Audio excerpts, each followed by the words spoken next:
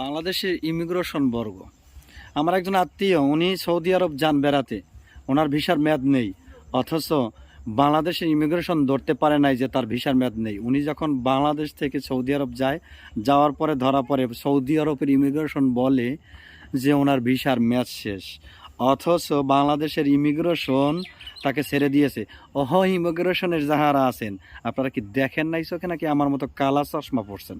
কালা চশমা তো মনে করেন যেখানে সঠিক সেখানে দেখতে পারেন, আমাদেরকে ঘন্টার পর ঘন্টা আপনারা মনে করেন আটকায় রাখতে পারেন, সময় নিতে পারেন, চেক করতে পারেন। তাহলে ওনারটা কি আপনার চোখে পড়ে না ইমিগ্রেশন?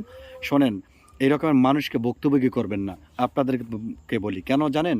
ওই ব্যক্তি যাওয়ার জন্য আপনি ওখানে যে কষ্ট করছে, এই শীতের সময় ওনার বাচ্চা টাচ্চাদেরকে নিয়ে যে পরিমাণ কষ্ট করছে, আবার ওখান থেকে ফিরে আসছে, এখন আবার কাগজ ভিসার প্রসেসিং করবে, তারপর যাবে।